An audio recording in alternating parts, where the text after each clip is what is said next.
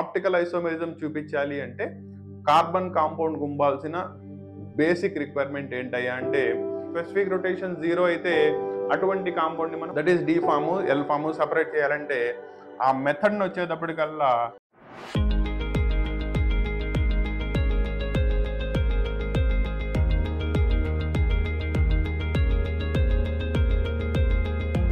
So last series of classes నుంచి మనం complete concept of isomerism ని కంప్లీట్ చేసుకున్నాం.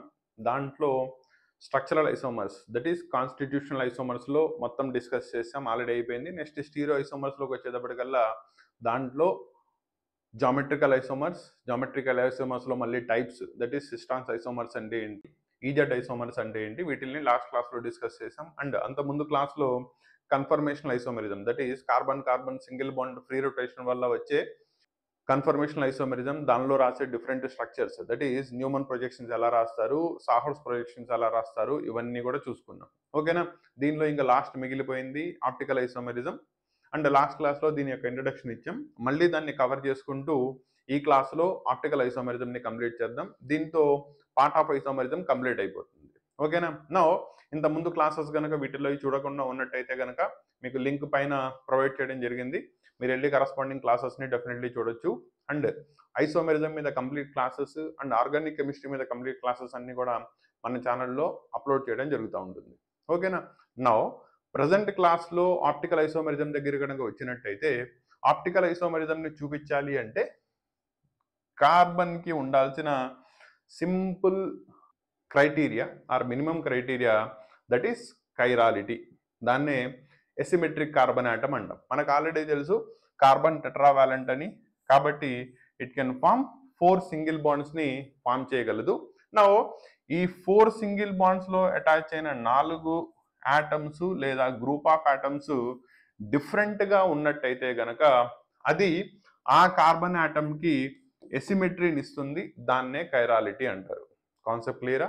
సో ఎసిమెట్రిక్ కార్బన్ లేదా కైరల్ కార్బన్ అంటే ఏంటంటే ఏ టెట్రావాలెంట్ కార్బన్ అయితే 4 డిఫరెంట్ గ్రూప్స్కి కలుగుంటుందో దాన్నే సింపుల్గా కైరల్ కార్బన్ అంటారు.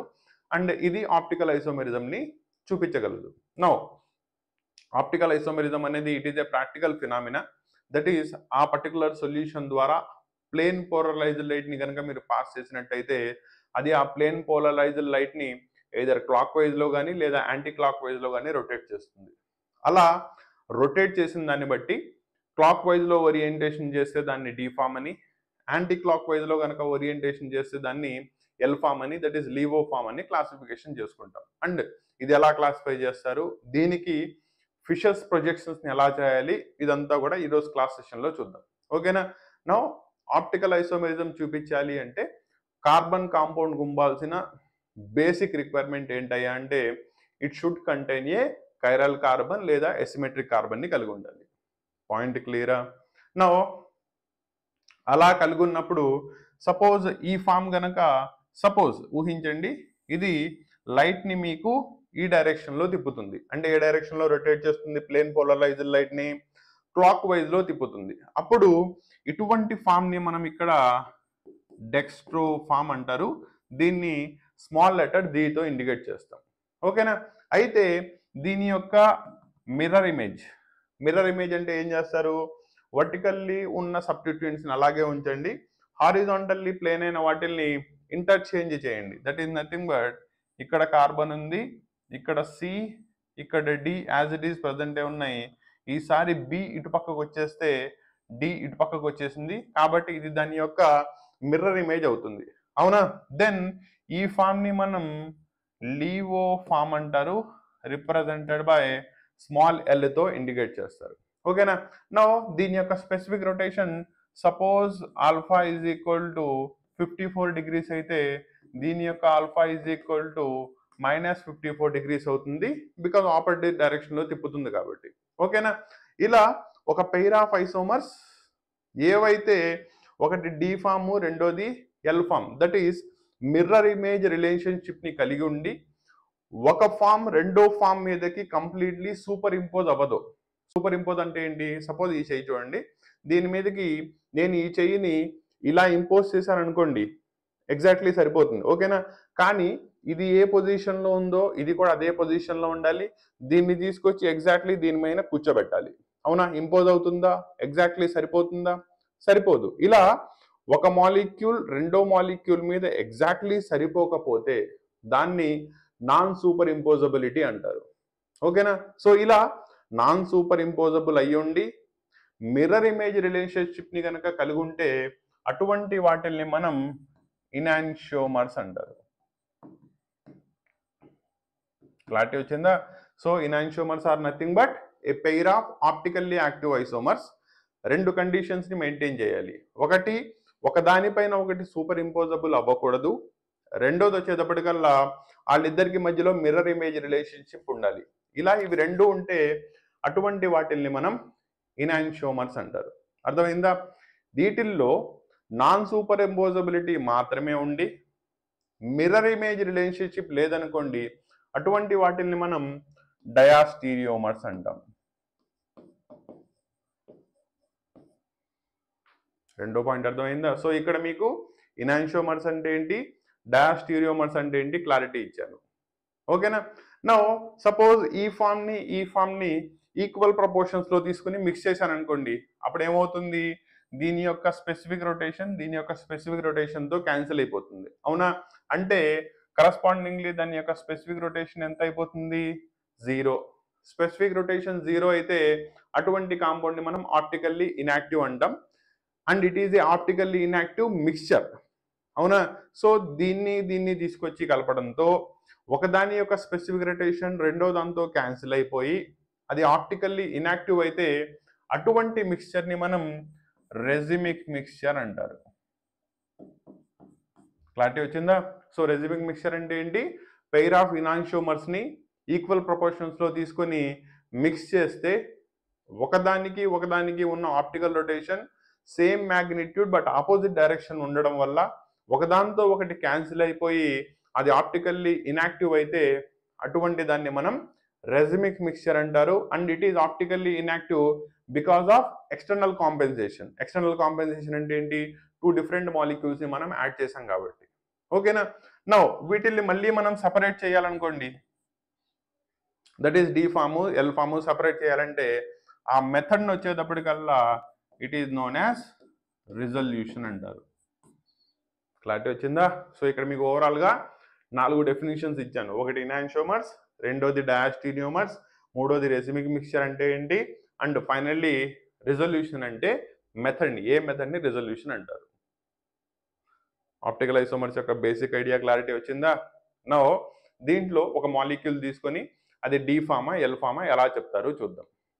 క్లియరా? సపోజ్ నేను ఒక మాలిక్యూల్ తీసుకున్నా CHCl BrF. ఓకేనా? అంటే మీథేన్ లో 4 హైడ్రోజన్స్ ఉంటాయి. ఆ 4 హైడ్రోజన్స్ లో 3 హైడ్రోజన్స్ రీప్లేస్ అయ్యి వాటి బదులు క్లోరిన్, బ్రోమిన్, ఫ్లోరిన్ వచ్చినాయి. ఐయుప్యాక్ ఆర్డర్ లో దీనికి గనక పేరు రాసినట్టయితే వీటిల్లో బ్రోమిన్ ముందు వస్తుంది, తర్వాత క్లోరిన్, తర్వాత ఫ్లోరిన్. కాబట్టి కాంపౌండ్ పేరు బ్రోమో క్లోరో ఫ్లోరో మీథేన్ అవుతుంది. ఓకేనా? నో ఇప్పుడు ఈ కాంపౌండ్ యొక్క డి ఫాము ఎల్ ఫాము మిమ్మల్ని రాయమన్నాడు అనుకోండి. ఓకేనా? లెట్ us టేక్ మధ్యలో కార్బన్ ఉంది, టెట్రావాలెంట్. ఈ పాయింట్ లో నేను చెప్పినా చెప్పకపోయినా కార్బన్ ఉన్నట్టే. మిగతా 4 సీక్వెన్స్ లో రాసుకోండి. That is hydrogen, chlorine, bromine, fluorine ఉన్నాయి అనుకోండి. ఓకేనా? నో దీన్ని ఫిషర్ చెప్పిన ప్రొజెక్షన్స్ ని ఉపయోగించి డి ఫామ్ కింద ఎల్ ఫామ్ కింద క్లాసిఫికేషన్ ఎలా చేస్తారు చూడండి. ముందు వీటిని ఏం చేస్తారు, ప్రయారిటీని ఇవ్వండి బేస్డ్ అపాన్ వాటి యొక్క అటామిక్ నెంబర్ని బట్టి. ఉన్న వాటిల్లో highest atomic number bromine, next chlorine, మూడోది ఫ్లోరిన్, నాలుగోది హైడ్రోజన్. ప్రయారిటీ ఇవ్వడం అర్థమైనట్టేనా? రెండోది వీటిల్ని అడ్జసెంట్ వాటిల్ని రొటేషన్ చేసుకుంటూ ఈవెన్ నెంబర్ ఆఫ్ రొటేషన్స్ మాత్రమే చేసి లీస్ట్ ప్రయారిటీ ఉన్నది కింద వచ్చేలాగా, మిగతావన్నీ కూడా సీక్వెన్స్ లో వచ్చేలాగా అరేంజ్ చేసుకోవాలి. నేను ఇక్కడ మీకు కొన్ని రూల్స్ చెప్పాను, చూసుకోండి ఎలా చేయాలి. అడ్జసెంట్ పొజిషన్ లో ఉన్న వాటిల్ని మాత్రమే రొటేషన్స్ చేయాలి. మీరు చేసే రొటేషన్స్ కూడా ఈవెన్ నెంబర్ ఆఫ్ రొటేషన్స్ చేయాలి, ఆడ్ నెంబర్ ఆఫ్ రొటేషన్స్ చేయకూడదు. అంటే 2 4 6 8 ఇలా చేయాలి. అంటే తప్ప 1 రొటేషన్ 3 రొటేషన్స్ చేయకూడదు. ఓకేనా? అండ్ నెక్స్ట్‌ది లీస్ట్ పొజిషన్ 4th పొజిషన్‌లో ఉండేది కింద ఉండాలి. మిగతా 3 కూడా సీక్వెన్స్‌లో అరేంజ్ అయ్యి ఉండాలి. క్లియరా? అలా వచ్చినప్పుడు దాని యొక్క ఫామ్ డి ఫామ్ అవుతుందా, ఎల్ ఫామ్ అవుతుందా మనం చెప్పొచ్చు. చూసుకోండి. సో 4th పొజిషన్ ఇక్కడ ఉంది కాబట్టి నేను ఈ రెండిటిని రొటేట్ చేస్తున్నా. సో మీ ఫస్ట్ రొటేషన్. సో ఇక్కడ 4 వచ్చేసింది, ఇక్కడ 3, ఇక్కడ 2, ఇక్కడ 1 సరిపోయిందా? కానీ ఒక రొటేషనే వచ్చింది. Then it becomes odd number of rotations. Clarity వచ్చిందా? సో దీన్ని ఇప్పుడు ఏం చేస్తారు? నెక్స్ట్ రొటేషన్ చేయండి. మళ్ళీ అనదర్ రొటేషన్ చేశారు. ఇక్కడ మీకు డౌట్ రావచ్చు, సార్ ఆల్రెడీ సీక్వెన్స్లో వచ్చేసింది కదా అని. సీక్వెన్స్లో వచ్చిందా లేదా దానికంటే కూడా మీరు రొటేషన్స్ ఈవెన్ నెంబర్లో చేశారా లేదా అనేది ఎక్కువ ఇంపార్టెంట్. ఓకేనా? నౌ సపోజ్ ఈ రెండింటిని రొటేట్ చేస్తున్నా. 2 1 3 4 ఈవెన్ నెంబర్ ఆఫ్ రొటేషన్స్ వచ్చేసినాయా? ఓకేనా? ఈవెన్ నెంబర్ ఆఫ్ రొటేషన్స్ అవ్వగానే 1, 2 సీక్వెన్స్లో వస్తే చాలు.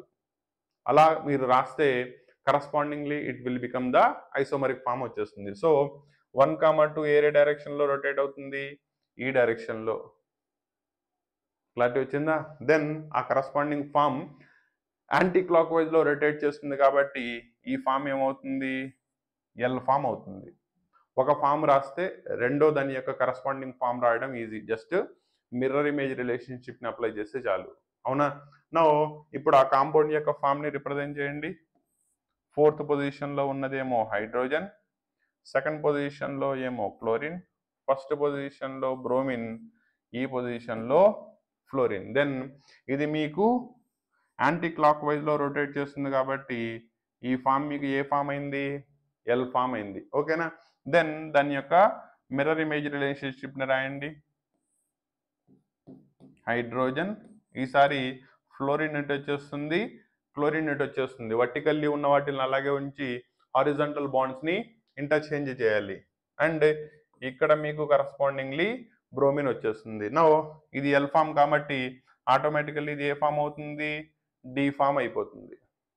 క్లారిటీ వచ్చిందా? నో ఎప్పుడైతే ఈ ఫామ్ యొక్క మిర్రర్ ఇమేజ్ని డ్రా చేశారో correspondingly L form D form రాయడం వచ్చేస్తుంది. Class 11 and class 12 that is intermediate students యొక్క mathematics, physics and chemistry classes. దీంతో పాటు 10th క్లాస్ వాళ్ళకి mathematics and science classes, engineering వాళ్ళకి mathematics M1, M2, physics, chemistry and basic electronic classes completely మన అచ్చ తెలుగులో ఇన్ డెప్త్ కాన్సెప్ట్తో explain చేయాలనే సింగిల్ మోటోతో డెడికేట్ చేయబడిన channel Kasim sir academy Telugu. దీనిలో కంటెంట్ కనుక మీకు నచ్చినట్టయితే ఒక లైక్ చేయండి. సో దట్ ఇంకా ఫర్దర్ కంటెంట్ని మీ దగ్గరికి తీసుకురావడానికి మీ లైక్స్ అండ్ షేర్స్ అనేవి మాకు మోటివేషన్గా ఉంటాయి. కంటెంట్ బాగుంటే మీ ఫ్రెండ్స్తో షేర్ చేయండి. Thank you.